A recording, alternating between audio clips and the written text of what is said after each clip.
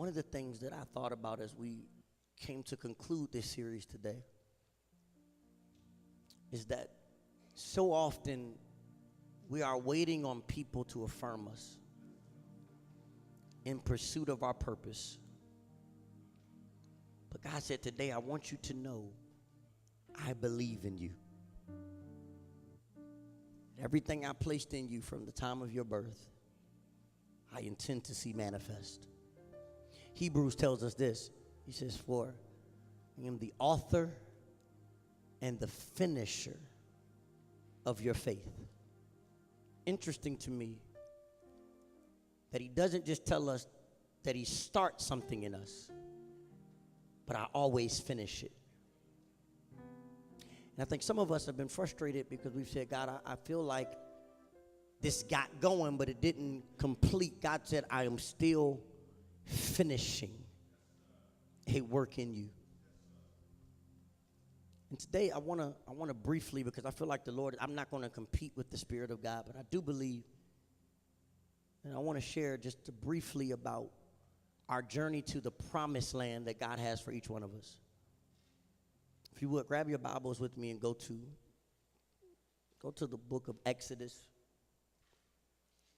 The book of Exodus. And Jalen, don't go far, or Rivers, whichever one of y'all. You don't got to play right now, but don't go far, because I believe the Lord has already done a great work, but I do believe God told me to make sure I shared. Exodus chapter 14. When you got it, say, I got it. Okay. Now, before I read this, I want you to understand that we're closing out this Alive series. And one thing I want you to recognize is that I believe that there is more to this thing called life that sometimes we lose in culture. We lose it. We get caught up in superficial idols and things that we think are valuable. But I want you to know today that there's more to this thing called life. And throughout the weeks, we've been dealing with what it really means to come alive. And there were 4 layers to life. Take me there real quick. The 4 layers we talked about in our first sermon, to living, like truly experiencing the life that God has for you. The first one was love. The second one was investment. The third one was freedom. And the fourth one was emulation. Emulation, the ability to represent God, to represent God on earth, to bring his kingdom, his practices, his systems to earth. That is a way we come alive. But today I specifically want to close out this series expounding on the concept of investment. Where you place your time and your energy. Where you place your greatest amount of attention. Where you place the greatest amount of your resources, your investment. And I want to look at this passage because I think the children of Israel in this particular journey, many of us know that the children of Israel were in captivity, or they were in the wilderness for 40 years. But we never talk about what got them to a wilderness place. And I want to look at this today. Exodus 14. Everybody say, I got it one more again. It says, when the king of Egypt was told that the people had fled, this is verse 5, just so you know. Pharaoh and his officials changed their minds about them and said, what have we done? We have let the Israelites go and have lost their services. Somebody say services. Okay, I want to break this down. I'm going to read about 4 passages there. I want to break this down. I want you to understand something. You are not a threat just because you are a hard worker. The enemy values your work ethic. Hear me out today. They didn't want to go and kill them. They said, we've lost their labor. Some of you, I believe with all my heart today, your frustration has been, God, what in the world do you want to do with my life? Because where I'm laboring does not feel like it's connected to my purpose. I'm working hard, but I'm experiencing small fulfillment. I'm investing a great deal of energy and time. I'm investing a great deal of resources. I'm investing a great deal of effort, but something about my investment doesn't seem to align with my fulfillment. The Pharaoh and the officials said, we've lost their services. Here's something significant. I want you to write this down. If you got something to write with your notepad, please take notes today, because this can transform the way you live your life. I want you to write this down. There is a grave difference between your purpose, your work, and your labor. There's a grave difference between the labor that you do day in and day out sometimes and the purpose that God has given you for your life. Some of you are saying, I want to leave this series. I want to come alive. I want to be alive. I want to be alive. But where you are laboring is not connected to your life's purpose. No, let me say this. Can I take my time today just for a little bit? Just got to make sure I frame this, because what I'm not saying is go quit your job tomorrow. Because I know some of y'all, the real faith walkers, y'all going to leave and be like, my pastor said that this is not my purpose. So this is my 2 weeks, because God about to do a miracle. We had an awesome prayer on Sunday. We're going to read Proverbs where they talk about wisdom a little bit too. But I want you to understand that it's important that you start identifying, is the labor that I'm doing my purpose, my work? Just because I go to a place to work doesn't mean it's still connected to my purpose. And it's important that you identify that, because otherwise you will constantly live a life where you lack fulfillment, but you invest a great deal of energy and effort. So I want you to understand that when we read this passage, we see that they understood the value of their services. Go down to verse 10. Verse 10 says, as Pharaoh approached, the Israelites looked up, and there were the Egyptians marching after them. They were terrified and cried out to the Lord. And they said to Moses, was it because there were no graves in Egypt that you brought us to this desert to die? What have you done to us, bringing us out of our labor? Didn't we say to you in Egypt, leave us alone, let us serve the Egyptians? It would have been better for us to serve the Egyptians than to die in the desert. It would have been better for us to labor disconnected from our purpose than it would have been for us to take the risk of pursuing our God-given destiny. Some of us, if we be honest, we would say the same thing. God said, I want to take you on a journey in the wilderness in Exodus, and you would say, the way this salary and benefits is set up, dear Lord, I prefer to serve the Egyptians. Go down to Exodus 16 for me. Exodus 16. I want to read this passage for you. This is going to help us bring this thing together. The Israelites said to them, Exodus 16, starting at verse 3. The Israelites said to them, if only we had died again in the Lord's hand in Egypt. Now, they've been on this journey for a little while now, and they're still a little frustrated. He said, if only we had died in the Lord's hand in Egypt. There we sat around pots of meat and ate all the food we wanted. But you have brought us out into this desert to starve to death. Then the Lord said to Moses, I will rain down bread from heaven for you. The people are to go out each day and gather enough for that day. And this way I will test them. Everybody say test. And see whether they will follow my instructions. On the 6th day, they are to prepare what they bring in, and that is to be twice as much as they gather on the other days. Last passage for the moment. Go to Numbers chapter 13 for me, and then we're going to jump into this thing really quickly. Numbers chapter 13. Numbers chapter 13. We'll go to verse 26. Verse 26. Somebody alarm on. Numbers 13. Verse 26 through 32. When you got it, say, I got it. Some of y'all be like, I'm just waiting for it to come on the screen. They came back to Moses and Aaron and the whole assembly at the community of Kadesh in the desert of Paran. They reported to him the whole assembly that showed the fruit of the land. They showed them the fruit of the land. They gave Moses this account. We went into the land in which you sent us, and it does flow with milk and honey. Here is the fruit. But the people who live there are powerful, and the cities are fortified and very large. We even saw the descendants of Anak there. Skip down to verse 30. Then Caleb silenced the people before Moses and said, we should go up and take possession of this land, for certainly we can do it. But the men who had gone up with him said, we can't attack those people. They are stronger than we are. And they spread a bad report about the land they had explored. I want to preach to you really quick today from this topic, a promise keeper. Promise keeper. Does anybody know somebody who struggles to keep promises? Let me see your hands all over the room. Y'all ain't want to raise them high because they need you. I understand. You know, I particularly love people who overpromise. You know, the people who tell you they can do things that they really can't do. Like, I can get you in. No, you can't. I can get you a ticket. No, you can't. I love people who overpromise, people who overcompensate, and they try to tell you all the stuff that they could do because their cousin know somebody else know, you know, those people. And it's amazing to me how often we will continue, though, if the promise is good enough, we will continue to have faith in people who we know overpromise.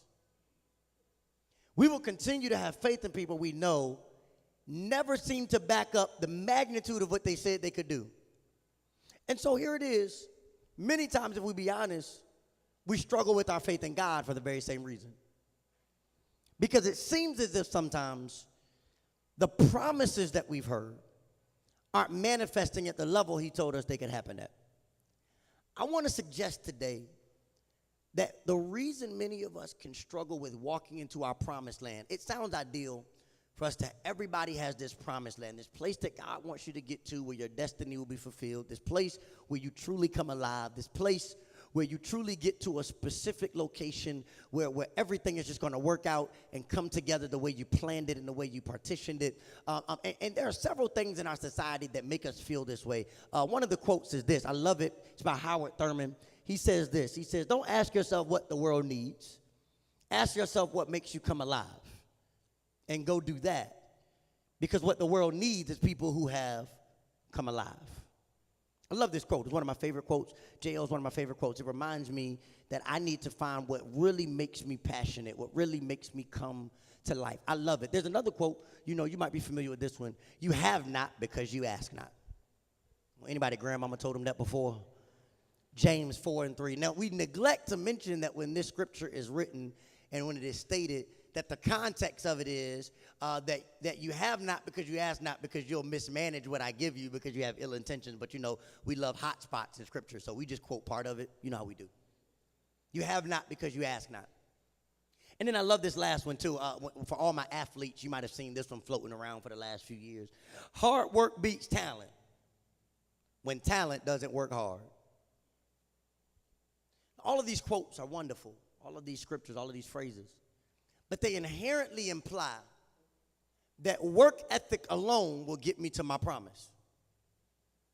That if I just work hard, things will work out in my favor. I want to provide for you a different landscape for walking into your promise today than you may have ever heard before. And today may seem more like a motivational talk, but hear me, I need you to walk out of this room today really practically prepared for what it means to pursue the promise that God has for you. Every promise journey, every purpose journey, Chad, every destiny journey has and requires work ethic. Everybody say work ethic. Work ethic is a necessity. Work ethic is something that you need to walk into your destiny. We all know lazy people who want to experience fruitful results. We all know it. But I want to suggest to you today that work ethic alone is not the only thing that helps you walk into your promise. The people of Israel were great at providing services for the Egyptians, so much so that they were like, what in the world have we done? We let our best workers go. They had no problem working and creating fruitfulness. The problem we have when we get to Numbers is they get to the edge of their promised land, and they have all the work ethic they need, Marion, to create fruit. But they don't have a spirit of warfare. Hear me today. Some of you have great work ethic, but you're afraid to fight. Some of you have great work ethic, but you don't want to struggle for it. Some of you have great work ethic, but you don't want to break down glass ceilings. Some of you have great work ethic. You have all the skills and the ability and the talent to bear fruitfulness in the land. But you just don't have the spirit of warfare to possess that which God has already promised you. And so what often happens is we take the journey to a point. We take the journey to a specific place. And we get to it where we can see, I am capable of doing that. Like, have you ever seen somebody succeeding at something that you're like, I can do that? I got the same skill set. I got the same degree. I got the same abilities. I got the same education. But what we sometimes miss is that they had a spirit of warfare. So let's look at the people in Numbers. They get to the place of their promise. And Zach, everything is working out according to plan. God promised them something. They arrive at the promise. But here's the problem. The people there are bigger than us. The people there look like they can crush us. The environment we thought was just going to be easy. Can I help 5 people today? 5 people, real quick. Watch this, Rivers. The greatest struggle for most of us as people who are on the pursuit of promise and destiny is that we get to the place where God promised us and we thought it was going to come free. Y'all going to be quiet. We thought that because God promised it to us, that it should also be easy. We thought that because God promised it to us, that we shouldn't have to struggle for it. And I think part of the problem has been our theology on how God manifests promises in our lives. So I want to give you 3 things really quick. I think there are 3 ways in which God manifests promise that you have to understand. The theology of promise. Now, the word theology literally means to understand the nature of God. So what I want to do for just a moment is walk through understanding the nature of God, because it is my prayer that when you leave today, you'll rethink your expectation of what God should be doing with you and through you on your journey to promise. Here's the first thing that God does in the process of promise. He gives you a miracle. Everybody say miracle. Now here's the struggle. And some of you have heard me say this before. Miracles are designed for emergencies. I've said this before, but I need to say it again. If you are living a life based on miracles, something is wrong. If you got a testimony every Sunday, come on, try to act like y'all got somebody at your church that every week they got, I just want to thank, giving honor to God who's the head of my life. Last week, I didn't have enough money to pay my bills, and he did it again. If he got to always do it again, there is an inherent problem. Because you were not designed to live off of miracles. When I was going through chemotherapy and cancer, I remember being in a hospital, and one of the challenges they had, I was so young, but I was dealing with such a major diagnosis and crisis that they had to give me very heavy medication. And they used to tell my parents whenever we went home, they said, be very cautious because he's such a young age and he can easily develop an addiction because of the magnitude of the medication he has. Some of us have become over-medicated spiritually. The problem is we kept getting fed something to numb the pain and numb the struggle and numb the difficulty and numb it. And so what has happened is we have created a theology and understanding of God that the way he's going to operate in my life, and he's just going to keep giving me stuff and medicating and making it feel better and making it all right and making it okay. But sometimes God said you need to feel the pain because a part of therapy is pain. A part of becoming better is struggle. Many of us want to get better, but we don't want no pain. We want to get better, but we don't want no struggle. We don't want to be inconvenienced. Here it is. So we live our life praying for miracles. The miracle for some of us was you made it out the neighborhood. That was the catalyst to your journey to promise. The miracle for some of us was you made it out of the doctor's office with a positive report. For some of you, it's other challenges, your financial situation, your physical situation, your relational situation. You made it out of an abusive relationship. You made it out of a family that didn't support you. You made it through college, whatever it is. The miracle already happened. But many of us over-medicate on miracles, so we keep praying for God to do stuff that we have the capacity to do. Many of us think that the miracle is supposed to bring us into the promise. Ooh. I promise you, if you catch this today, it'll change the way you pray. It'll change the way you live. Many of us think the miracle is designed to bring us into the promise. The miracle for the Exodus was that it took them out of the place where they were enslaved. Then they arrive at the promised land, and now God said, now I have an expectation of you to have warfare to walk into it. Now, the same God that opened up the Red Sea could have killed the descendants of Anak, could have given them the land, but miracles are not designed to take you into your promise, and here's why. Look at your neighbor and say, here's why. Because things that are given are seldom valued. So watch this. We have, as many of you know, how many of you is your first time here? Let me see your hands real quick. We kind of skipped that part today. How y'all doing? Make some noise for them. Make some noise for them. How y'all doing?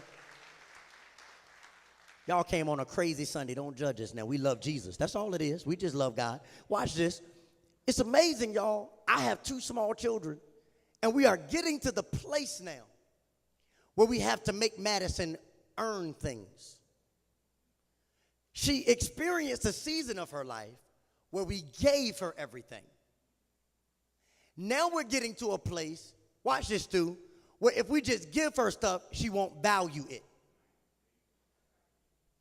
We'll give her the phone, and she'll throw it on the floor. The devil is a lie. This iPhone costs $600 at retail. You're going to value this. We give her stuff, but now we're at the place where we're trying to communicate to her a certain value system. You need to be obedient. You need to sit here. You need to, don't drop it. Don't throw it, because if you throw it, we're not going to give it back to you. Because when you give people stuff and they don't have to work for it, they often don't value it. That's why, we can run this down the line of things. Some of you have given people items of clothing, and then you've seen the way they've worn it or the way they ran in it, and been like, you just gonna treat my shoes like they're yours. You need to value what I gave you. We let people borrow our car and they bring it back on empty. We let people do things with us. Even if we go to a relational level, we will give people our bodies. Y'all ain't gonna say nothing today. And because we gave it to them freely, they have no incentive to value it, because things that are just given are seldom valued. So there has to be a system here that God is trying to get us to understand. He gives us the miracle, but the miracle is not designed to give us the promise. The miracle is just designed to give us a head start, to give us the leverage, to give us the catalyst we need to move into our purpose. When we look at the miracle for the children of Israel, they were taken out of captivity. Now, you got to understand something about this. We always talk about the physical freedom, but there's also a journey here for economic advancement. Because the problem they have in Egypt, is that they can work well, but they can never lead. They can experience the provision of their services, but they can't experience the true fruitfulness of growing or truly becoming valuable in that industry. So he said, I'm not only taking you out of a place of physical enslavement, I'm about to take you to a place where now you can economically grow. I'm about to take you to a place where now you can provide fruitfulness for yourself. He essentially tells them, I'm about to take you from being an employee to an entrepreneur. I'm prophetically about to give you the opportunity to be your own boss. So they leave. And the miracle is he provides for them. He opens up the Red Sea. He closes it. We know the story very well. They go through the wilderness. And now they hit this other place. Well, watch this. Let's go back to the scriptures for just a moment, because this is so imperative. Everybody say so imperative.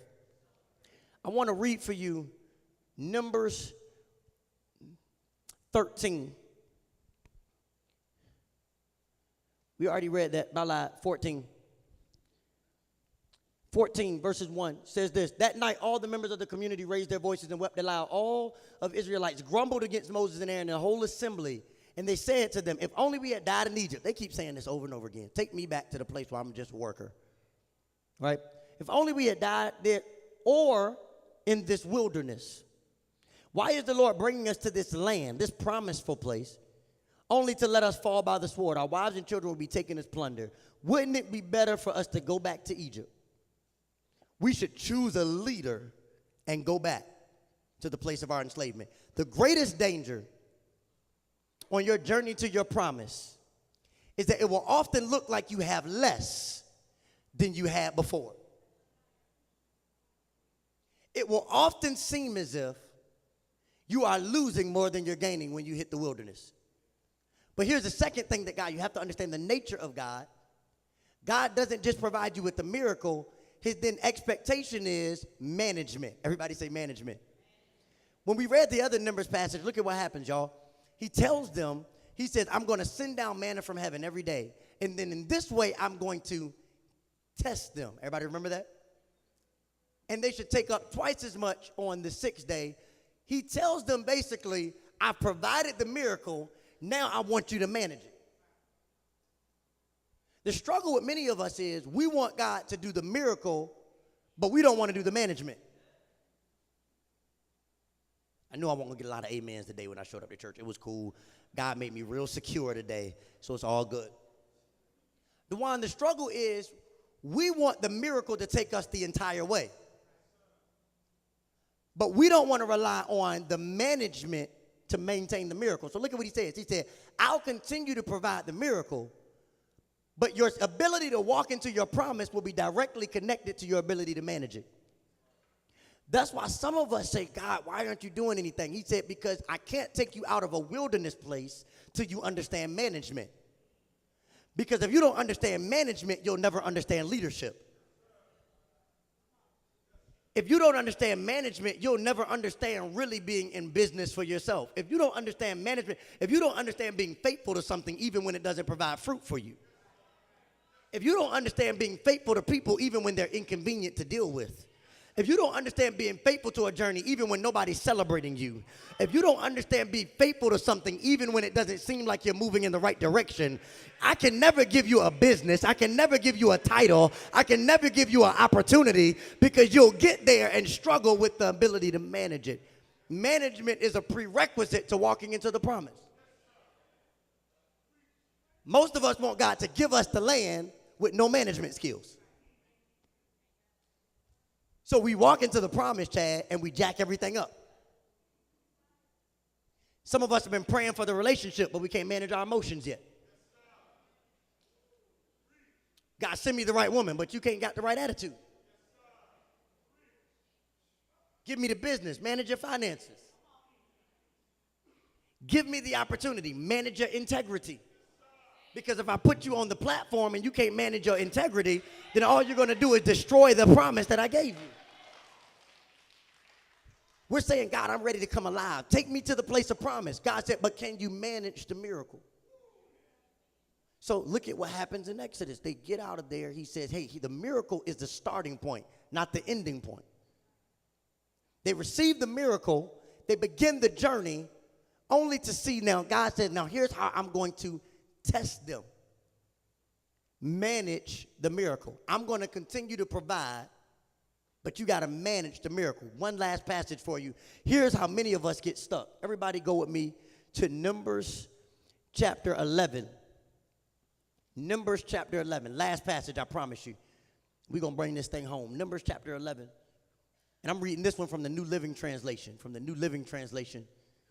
Numbers chapter 11, verse 4. Y'all got it? Say, I got it. Reads like this. Then the foreign rabble who were traveling with the Israelites began to crave. Look at this. We talked about cravings last week, right? Begin to crave the things of Egypt. They said, let's go for some meat. Because we remember the fish we used to eat for free back there. We had all the cucumbers and the melons and the leeks and the onions and the garlic we wanted. We had a buffet back in Egypt. Come on, anybody love a buffet anointing? Come on, tell the truth, shame the devil. I mean, if we're going to spend $10, we might as well eat as much as we like, right? A buffet anointing, amen. He said we had everything there. Look at verse 6.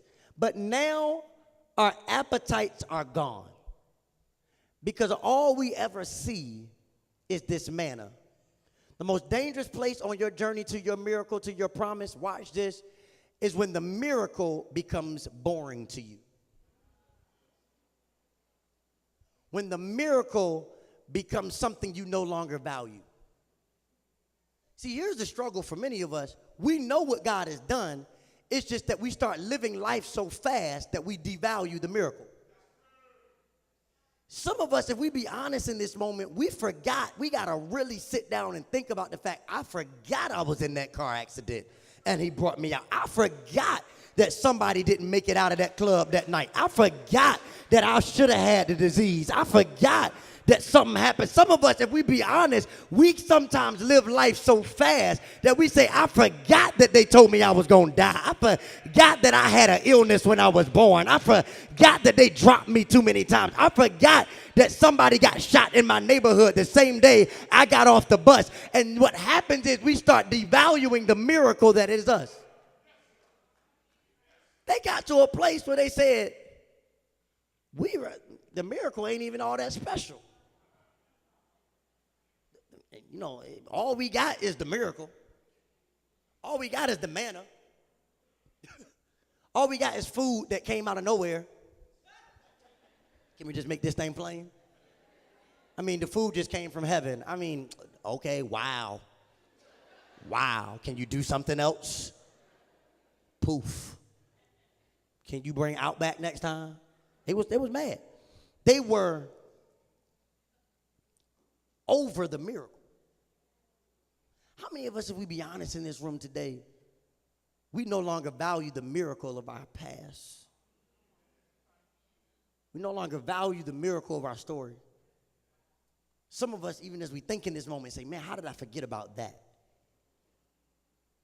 Because we started devaluing the miracle. And what happens is the miracle is the fuel, the catalyst. So what God does in the passage is he says, I provide you with all you need to trust me to make it to the land of your promise. It took them more than a year to get to the promised land. But he said, but remember, I opened up the Red Sea and I closed it. Remember that I brought you manna from heaven. Remember that I continued to provide it day after day. All you got to do is remember the miracle and you'll have the endurance you need to make it to the promise. But then here's the challenge, y'all.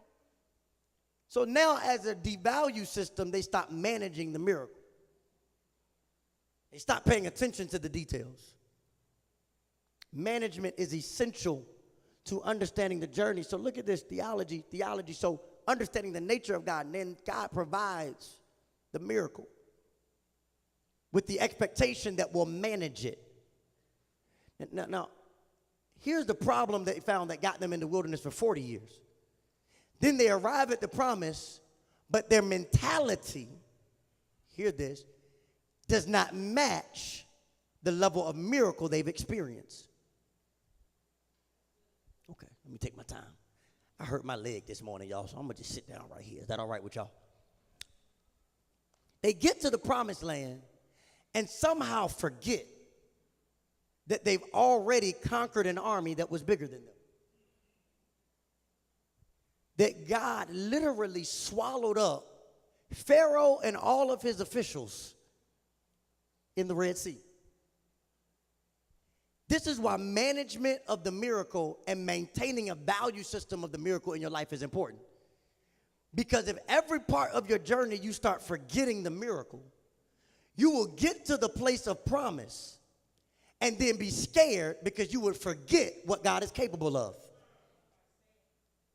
You will get to the place of promise and you will walk away with insecurity and fear of failure because somewhere along the journey you forgot what God was capable of.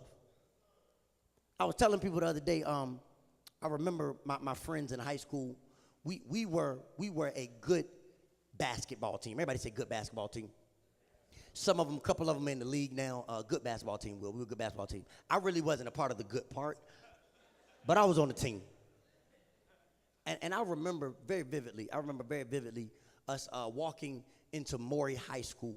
Now, for those who don't understand, I was from Chesapeake, Virginia, and this is about to be, I'm true story, promise you, shame the devil, watch this. We were a good basketball team, and we walked into Maury High School. Now, Maury was on the other side of town from Chesapeake. And we went over to Maury, and we knew we were in a different environment.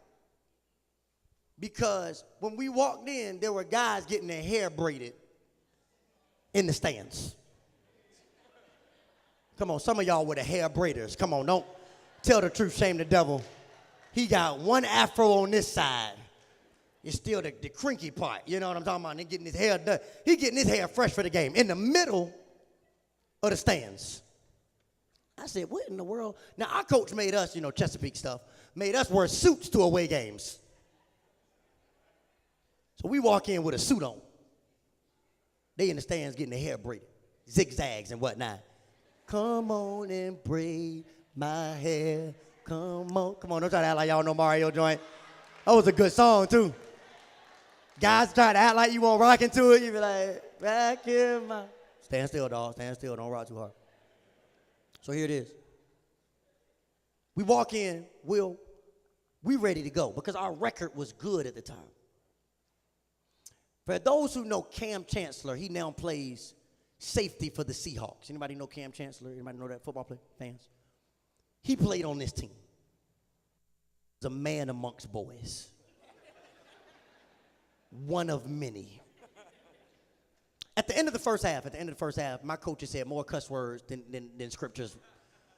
And he was so mad because we had scored a grand total of 7 points.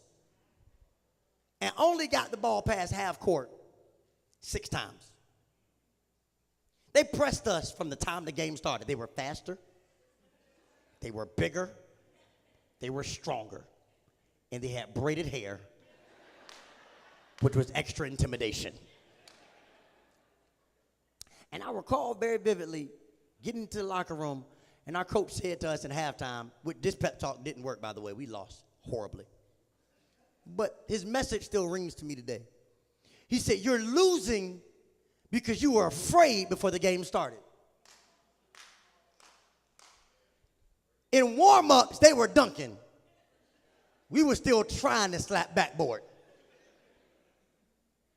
They're throwing alley-oops in warm-ups. Let me tell you something. It was real. And so you know us, we was like, oh, my God.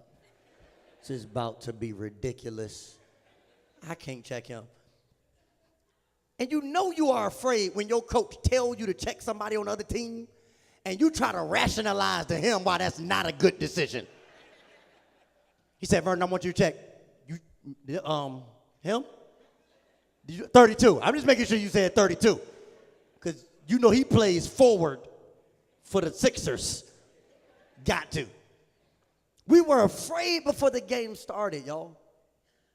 Petrified. And we played like we were afraid. May I suggest to you that the enemy understands that if he can get you to mismanage the journey of your miracle, you will get to the place of your promise, and then you will turn around out of fear. You will live your life in fear, always feeling unqualified, always feeling like the resume is not enough, always feeling like you've never done enough, always feeling like there's somebody else better for the job, always feeling like, you know what, it's just better to go back to the place I came from. Let me just get my little cubicle in the corner. But when you get to a place where you say, if God brought me through all of that, he didn't save my life for me to live mediocre. He didn't save my life for me to live afraid. He didn't save my life for me to be intimidated. He saved my life so that when I got to the place of promise, I would have a mentality that matched my miracle. So my mentality is not associated with my ability. It's associated with what God is capable of because I've seen him do it. This is why the enemy inundates us with all of this information of insecurity and fear and depression, because he understands that if you ever really recognize that the miracle in your life was a catalyst to your promise, you would get to the place of promise and you would look at the land and say, while I know I am not the best for the job, while I know I may not be qualified on paper, while I know that I don't have all the credentials, I know that God brought me here for a reason. And if he promised me it, he's going to bring it to pass. God doesn't bring you to the place of promise for you to get stuck in mediocrity. So now we see this story of them stuck in the wilderness for 40 years. Not because God didn't bring them to the place of promise, but because when they got there, they didn't remember the miracle. They walked away in fear, and they spread a bad report around the city. They said, we have all of the intangibles. We have all the skills to till the land, to produce fruit, but we don't have a mentality of warfare. How many of us are missing out on the opportunity and the promise that God has for us, not because we don't have the ability to do the work, but because we don't have the mentality of warfare? Because we arrived at the place of promise and thought a miracle was going to take us in. But I came to let you know today that a miracle is not going to take you into your promise, but a mentality of warfare will. And if you could ever motivate yourself around the fact that God is about to do something in my life, if I just stand up and fight for it, there's some things I got to take he's not going to give me. There's some things I got to demand that's not going to be given. There's some things I got to want more than somebody else. We got to develop a mentality of warfare. You got to be willing to fight for some things that God promised you. Just because he promised it to you doesn't mean he's just going to give it to you. He needs you to wrestle with it. He needs you to want it bad enough to move beyond your comfort zone. Some of you are waiting on God to walk into your promise. God said, you're on the brink, but you cannot wait on a miracle. Stop praying for a miracle to take you in and start saying, God, give me the mentality to take what belongs to me.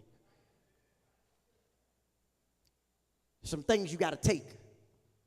Some things you got to be willing to say, if I'm going to find the thing that brings me to life, if I'm going to find the thing that makes me passionate every morning, if I'm going to find the thing that's truly my purpose, then I can't wait for people to give it to me. I got to take some things. I'm not going to look at my promise and then turn back around because I'm afraid of the fight that I'm going to have to endure to get it. Here's the challenge. Watch this. And you can stand on your feet after this. They had to fight more battles in the wilderness because they were afraid to fight one battle for their promise. Catch this. When you study the background, they went through the wilderness for 40 years. And all these wars that we see, Gideon and Joshua and Jericho, could have been avoided because they had already made it to the promise. But the decision not to fight one battle caused them to have to fight so many others. How many of you are in the wilderness right now fighting battle after battle after battle that God never intended for you to fight, all because you got to the place of promise and didn't want to fight one challenge? Because you let insecurity, you let fear, and you let doubt tell you that what was there was greater than you. If you can stand on your feet all over the room.